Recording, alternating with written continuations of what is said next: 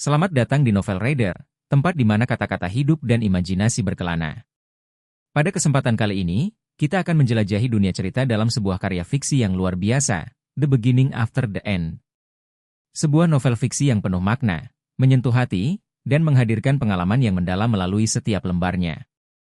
Bersiaplah untuk tenggelam dalam alur yang penuh warna, karakter-karakter yang memikat, dan perjalanan emosi yang tak terlupakan. Mari kita mulai perjalanan kita hari ini. Bab 157, Tinggi Puncak. Kapten Jarnas Audir. Ulrik, ibisiku, memberi isyarat padanya untuk bergerak ke kiri saat aku berjongkok rendah di balik batang kayu yang tumbang. Augmenter besar itu diam-diam mengumpulkan tim kecilnya yang terdiri dari 5 penyihir dan mulai berjalan melalui pepohonan lebat. Mawar liar. Aku memiringkan kepalaku ke arah jalan kecil di sebelah kanan kami, memberi isyarat kepada kepala tim lainnya dan pasukannya untuk mengikuti. Briar mengangguk sebagai jawaban saat ia menghunuskan kedua belatinya yang bergerigi.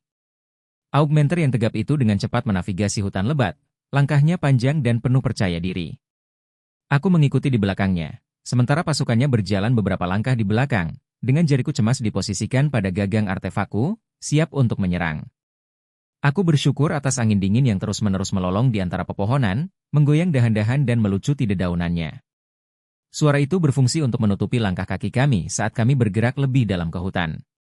Pembersihan sering terjadi, tetapi aku mengarahkan pasukanku menjauh dari sana, untuk berjaga-jaga jika kami menghadapi bahaya besar yang telah diperingatkan oleh Kapten Glory padaku. Aku menahan keinginan untuk mengejek kekonyolannya, mempercayai kata-kata seorang remaja yang entah bagaimana berhasil menjadi tombak. Dia mungkin hanya membuat kecurigaan tentang musuh yang kuat ini agar dia bisa melarikan diri dari pertempuran. Aku akan menangkapnya saat melihatnya jika dia melarikan diri, pikirku. Mungkin peran pentingku dalam mengusir pasukan Alacan dan menangkap tombak nakal akan memberiku promosi yang layak. Aku dengan enggan mengikuti Kapten Glory ketika dia tiba-tiba mulai memerintahkan pasukannya untuk mundur. Itu adalah kesalahan besar bagiku untuk begitu membabi buta mempercayai penilaiannya. Setelah diberitahu oleh Kapten Glory tentang perintah tombak itu, aku segera menggerakkan pasukanku kembali. Beraninya dia meninggalkan pertempuran dan mempertaruhkan keselamatan juru masak serta petugas medis di perkemahan, tetapi aku bukan bawahannya. Pertempuran menjadi kacau setelah pasukan Kapten Glory mulai mundur, hanya menyisakan pasukanku untuk bertempur. Namun, memanfaatkan fakta bahwa Alacrians berusaha mengejar pasukan Kapten Glory, pasukanku dengan mudah menaklukkan banyak musuh yang sedang teralihkan perhatiannya. Lebih baik lagi, Kapten Glory menerima konsekuensinya karena penilaian yang buruk di tengah pertempuran. Dia mengalami cedera serius di sisinya, yang membuatku bertanggung jawab atas kedua pasukan. Dengan keahlianku sebagai komandan, aku cepat menyatukan dua pasukan sekutu yang terpisah dan melanjutkan pertarungan hingga ledakan bergema sedikit ke selatan dari tempat kami bertempur. Tanpa diduga, pemimpin musuh mulai memerintahkan pasukan mereka untuk mundur, meninggalkan kami dengan kemenangan besar. Sorakan pasukanku memenuhi diriku dengan rasa kepuasan yang mengingatkan kembali arti menjadi figur berkuasa. Melanjutkan tugasku sebagai penjabat jenderal yang bertanggung jawab atas kedua divisi, aku memerintahkan setiap prajurit yang sehat untuk membawa tubuh sekutu dan kembali ke kamp. Aku juga memerintahkan pengambilan semua tentara Alacan yang masih hidup, agar bisa diinterogasi nanti.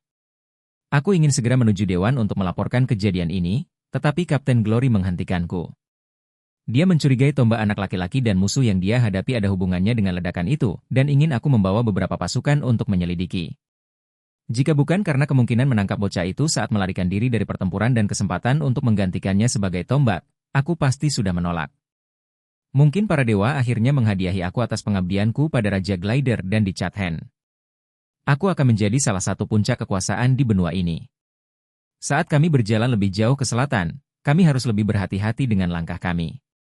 Saat matahari terbenam, kabut mulai berkumpul di antara batang pohon yang tebal, menutupi tanah bahkan tepat di bawah kami. Lebih dari sekadar musuh, aku ingin menangkap bocah itu dalam keadaan lengah. Satu langkah ceroboh, seperti mematahkan ranting, bisa membuatnya kabur dan mempersulit tugas. Sumberku di Kastil Dewan memberitahuku bahwa Arthur tidak menerima artefak yang diberikan kepada setiap tombak untuk meningkatkan kekuatan mereka, tetapi menjadi ceroboh adalah kesalahan. Bagaimanapun pengecutnya, bocah itu tetaplah tombak. Briar, tangan kananku, berhenti dan tanpa berkata-kata memberi isyarat agar aku mendekat. Melewati prajurit di unitnya, aku tiba di depan sesuatu yang tampaknya dulu adalah pohon. Melihat lumpur gelap yang menggenang di tengah batang pohon, aku perlahan-lahan mengulurkan tangan, tetapi Briar menepisnya. Aku menyipitkan mata sambil menatapnya, tetapi Briar hanya menggelengkan kepala dan mencelupkan pisau cadangan yang terikat di pahanya ke dalam genangan itu. Dengan desisan samar, bilah pisau larut hanya dalam hitungan detik. Menatap sisa batang pohon yang baru saja roboh, aku memastikan asam inilah yang menyebabkannya. Briar mengangguk sebagai jawaban, dan kami melanjutkan perjalanan hingga salah satu anak buahnya, seorang wanita, menunjukkan beberapa pohon lain dengan korosi yang sama di tengah batangnya. Beberapa pohon masih berdiri dengan lubang kecil akibat asam, sementara yang lain telah meleleh hingga ke akarnya. Suara, krek, tajam di atas kami membuat kami segera menoleh ke arah suara itu.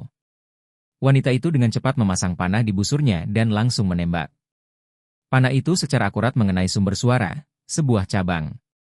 Menghela napas tajam, aku menatap cabang yang jatuh, hanya untuk menyadari bahwa bagian itu terkorosi oleh asam yang sama seperti di pepohonan.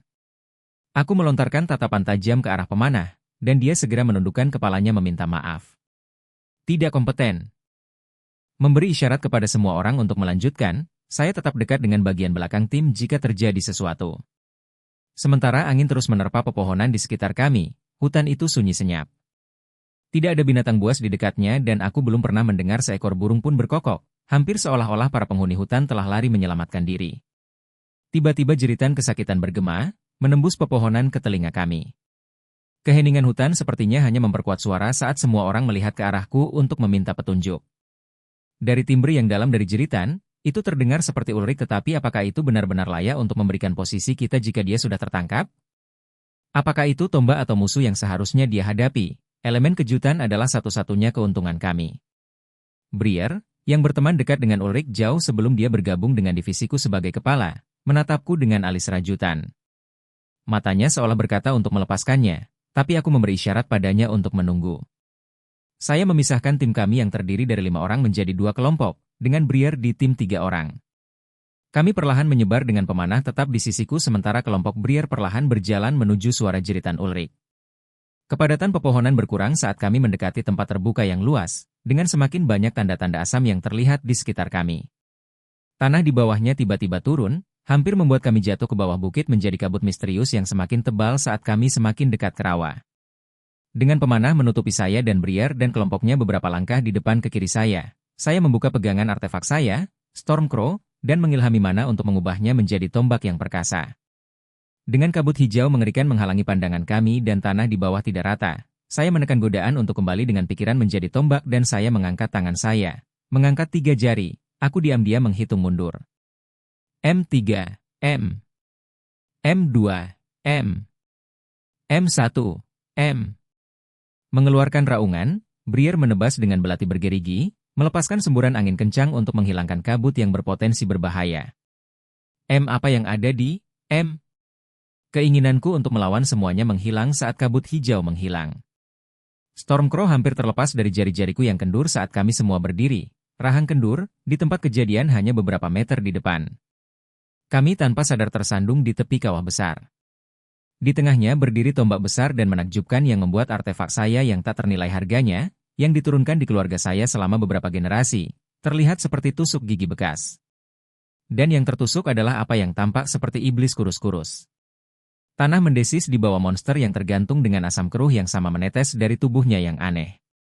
Desisan samar terdengar dari iblis saat kabut hijau terus-menerus dimuntahkan dari lukanya yang menganga tetapi tidak diragukan lagi sudah mati. Tapi mungkin satu-satunya hal yang lebih mencolok daripada pemandangan di bawah adalah naga obsidian yang begitu santai tidur di samping bocah lelaki yang bersandar di pohon di sisi lain kawah. Seorang bocah lelaki yang tidak lain adalah Arthur. Jika bukan karena fakta bahwa saya telah melihat naga ketika Arthur pertama kali dianugerahi gelar bangsawan sebagai tombak, ketakutan yang saat ini mencengkeram dada saya mungkin baru saja meremas kehidupan dari hati saya. Untuk sesaat, saya berpikir bahwa baik anak laki-laki dan ikatannya telah mati selama pertarungan, tetapi naik turunnya tubuh naga mengatakan sebaliknya. Aku mengalihkan pandanganku dari naga hitam untuk melihat Ulrich di tanah di sisi lain kawah. Pasukannya, dikurangi 1, berkerumun di sekelilingnya, merawat tunggul di mana lengan dan kaki kirinya dulu berada. Mungkin anak itu tewas dalam pertempuran, pikirku, penuh harap. Saya menilai situasi sebaik mungkin dari jarak ini. Sulit untuk melihat keadaan anak laki-laki dari sini anak laki-laki, tetapi dengan napas kasar dari binatang buas di sampingnya, aman untuk mengatakan bahwa keduanya telah mengalami semacam kerusakan. Aku melonggarkan cengkeramanku di sekitar Stormcrow. Ambil tubuh jenderal. Briar memberi isyarat kepada salah satu anak buahnya untuk maju ketika Ulrich, yang sekarang berada di tempat kami berada, mengayunkan satu-satunya lengannya. Jangan! Ulrich dan pasukannya berteriak tetapi bawahan Briar sudah melompat ke kawah untuk menuju ke sisi lain tempat Arthur berada. Tiba-tiba, tepat saat bawahan Briar berlari melewati iblis kurus itu, sebuah tentakel keruh keluar dari tubuhnya, menjepit pergelangan kakinya. Prajurit itu melolong kesakitan, tetapi bukannya menarik tubuhnya, tentakel itu memotong kakinya yang dilindungi mana, membuatnya jatuh ke tengah kawah. Lengan prajurit itu mendarat di dalam genangan lumpur hijau dan segera, asam itu menembus baju besi dan dagingnya sampai tidak ada tulang yang tersisa. Prajurit itu, yang telah menjerit kesakitan, memeluk tunggul lengannya ketika tentakel yang menangkapnya sebelumnya menyeret seluruh tubuhnya ke dalam genangan air. Kami berdiri di sana diam-diam. Ngeri, satu-satunya suara yang berasal dari asam yang bekerja melalui tubuh prajurit dan pemanah muntah di belakangku. Jangan dekati monster itu. Ulrich mendengus, suaranya bekerja karena kesakitan. Jenderal mengatakan bahwa itu tidak akan menyerang jika kamu menjaga jarak. Apa yang sedang terjadi? Aku meraung, kehilangan ketenangan. Beri aku laporan. Kami tidak tahu persis, Kapten, salah satu pasukan Ulrich tergagap. Kami merasakan fluktuasi mana di dekat sini, jadi kami memeriksa area itu ketika kepala Ulrich dan Esvin terpeleset dan jatuh ke kawah. Kepala Ulrich berhasil keluar, tapi Esvin. Apakah monster itu masih hidup? Tanyaku, mundur selangkah untuk berjaga-jaga jika tentakel lain muncul dari tubuhnya. Tidak, tidak. Aku memutar kepalaku ke arah sumber suara serak itu, hanya untuk melihat bahwa anak laki-laki itu sekarang sudah bangun. Kamu. Aku mengangkat Stormcrow, mengarahkannya ke Arthur. Apakah kamu ada hubungannya dengan ini? Mata tombak yang mengeras, irisnya hampir bersinar dengan cahaya biru, terfokus padaku di balik poni pirangnya. Dengan kematian punggawa itu? Ya.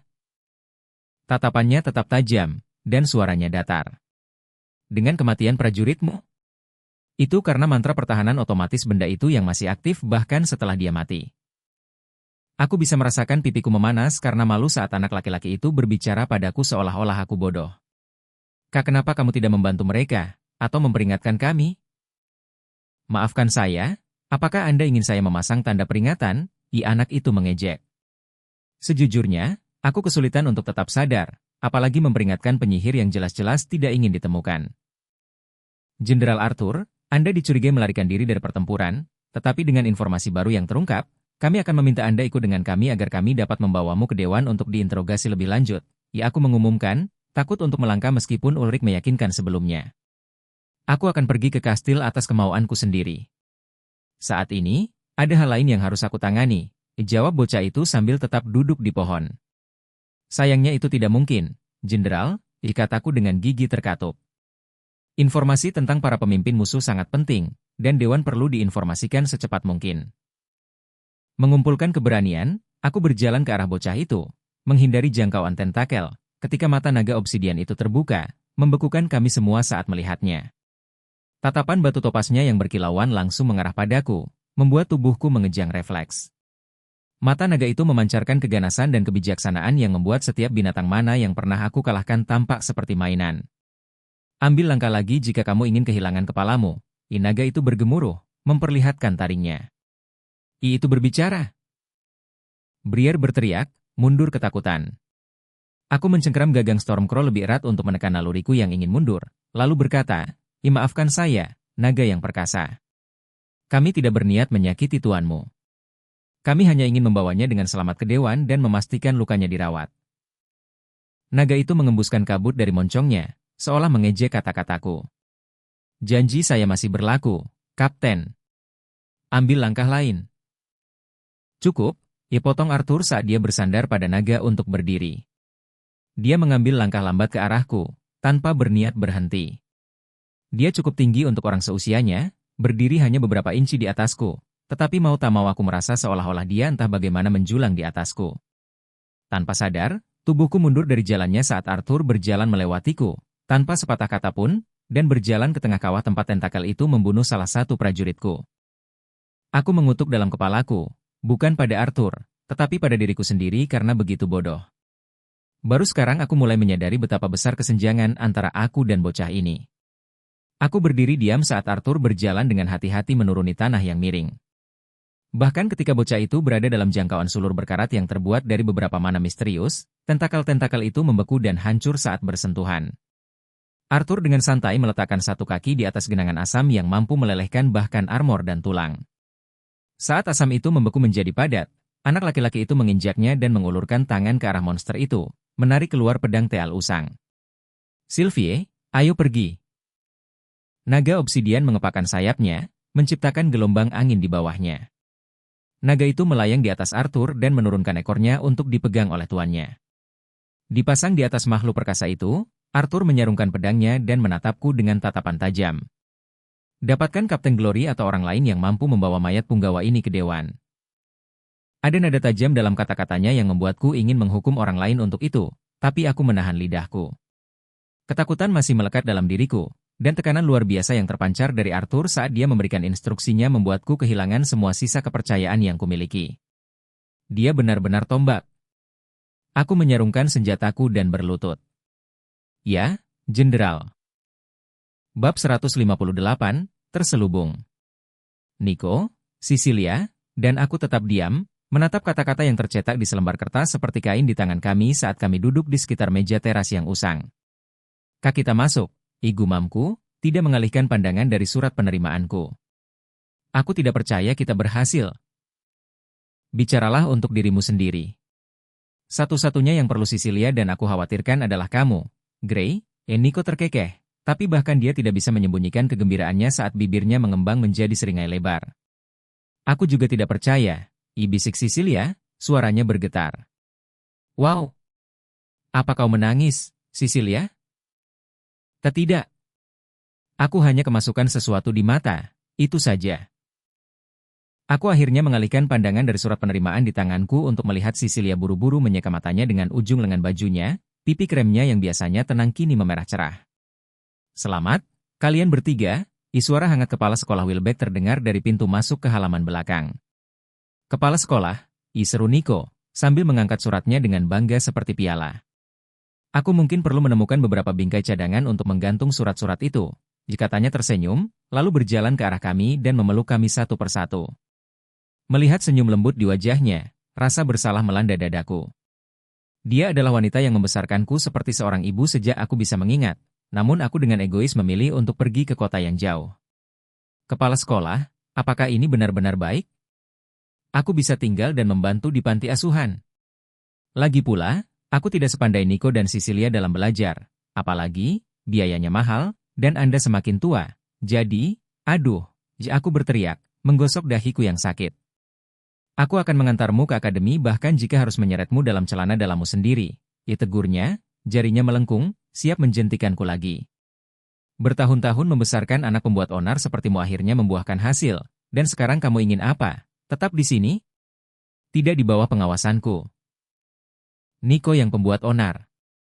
Aku cuma terseret, diprotesku, mengangkat tangan untuk melindungi dahiku dari serangan berikutnya. Oh, begitu ya?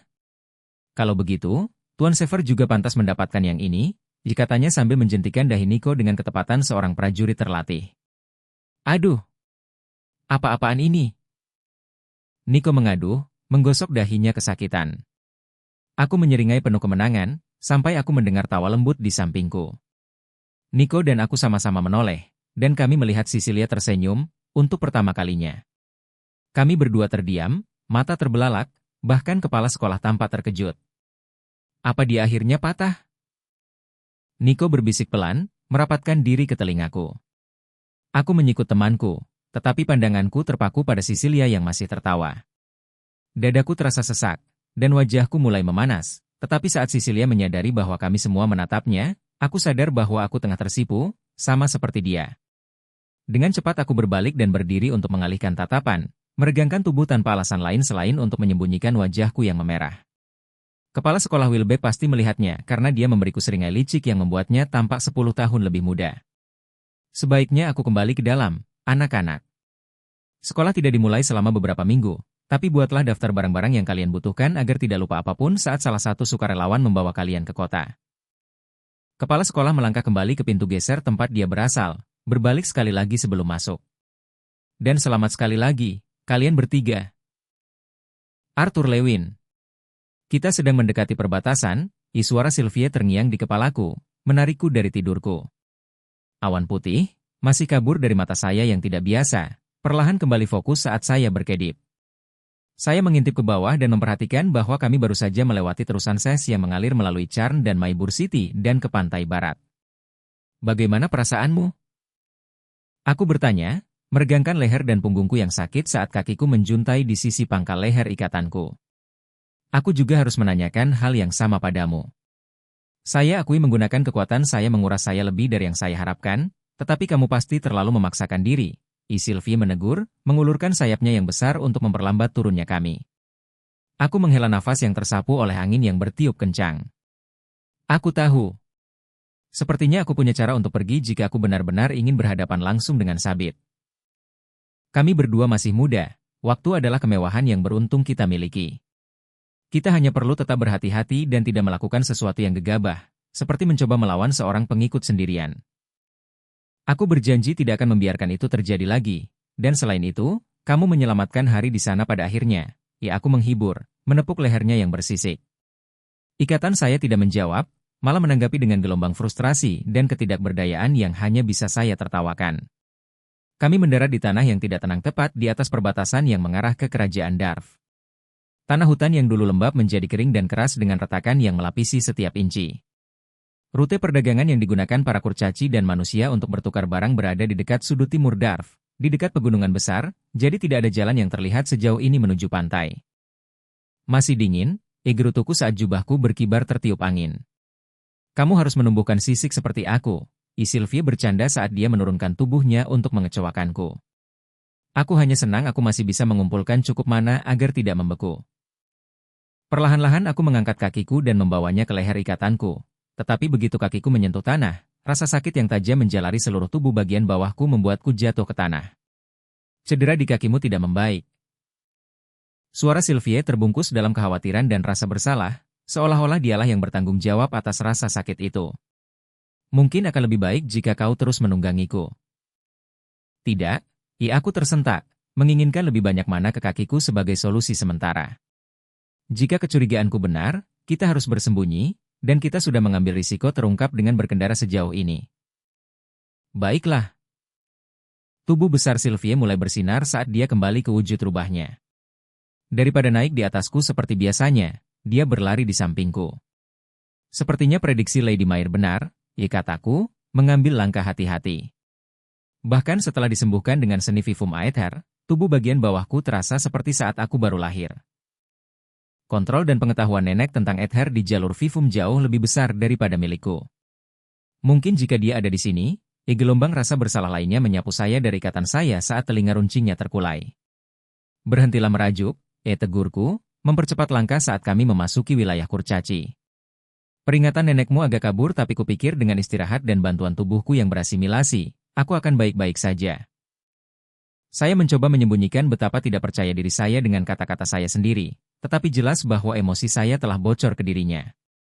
Karena betapa intensifnya ledakan mana di setiap ototku, aku harus bersyukur bahwa aku bahkan bisa berjalan, tapi aku tidak bisa menahan diri untuk tidak frustrasi melihat betapa lemahnya tubuhku.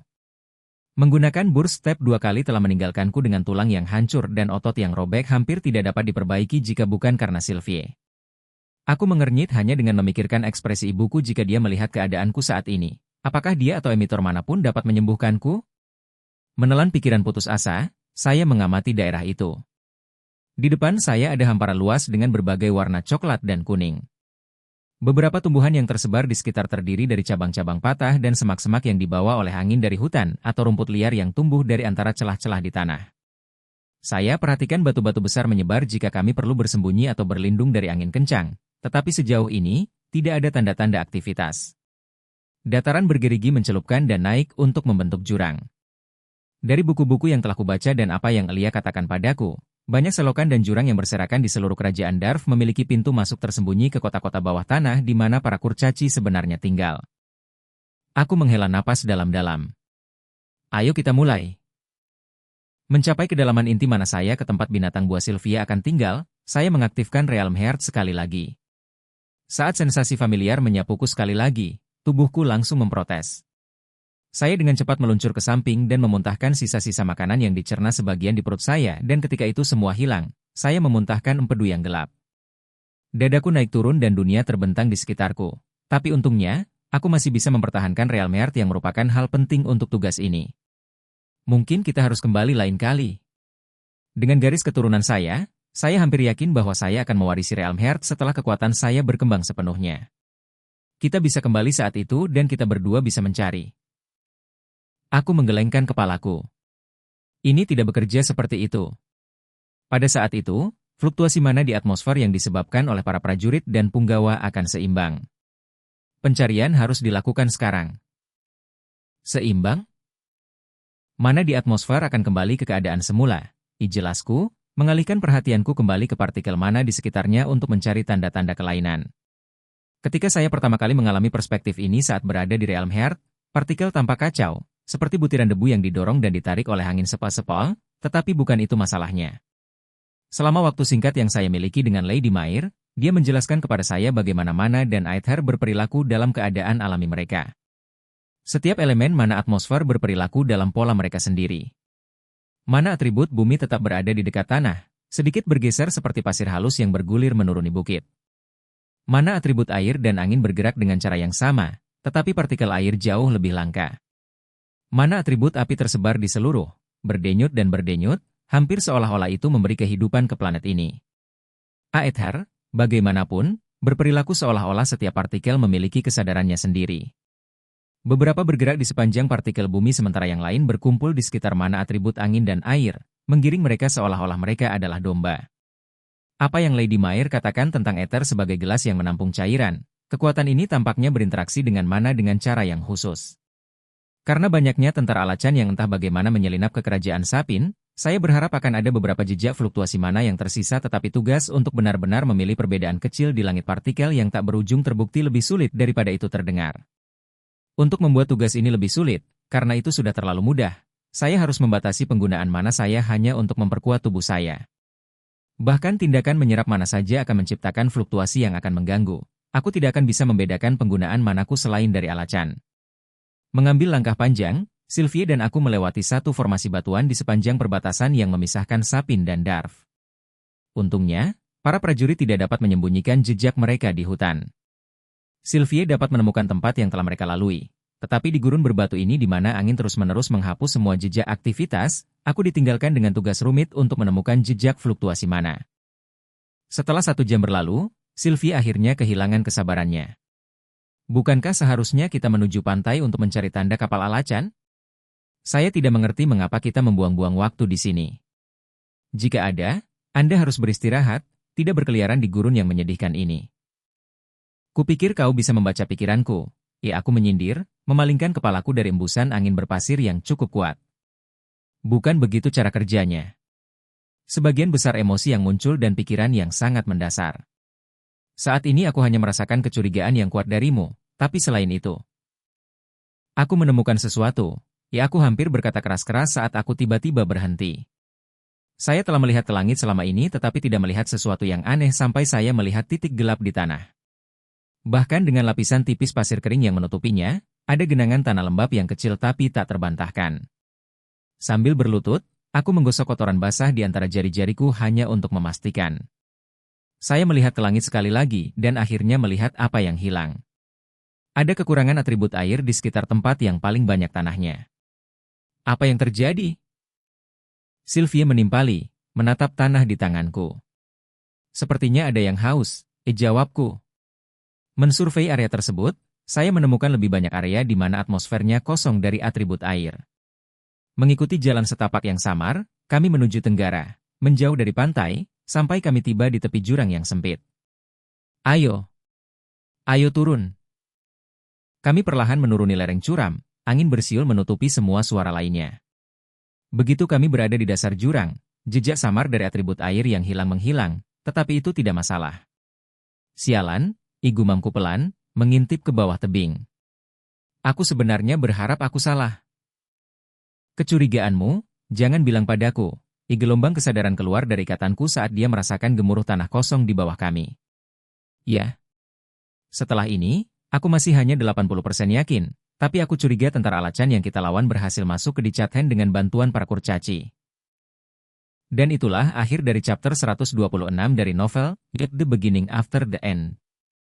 Semoga Anda menikmati setiap kata dan alur cerita yang disampaikan. Jika Anda tertarik untuk melanjutkan perjalanan ini, jangan lupa untuk mengikuti bagian selanjutnya di Novel Reader. Terima kasih sudah menyimak, dan sampai jumpa di kesempatan berikutnya, di mana cerita-cerita lainnya akan menemani perjalanan Anda.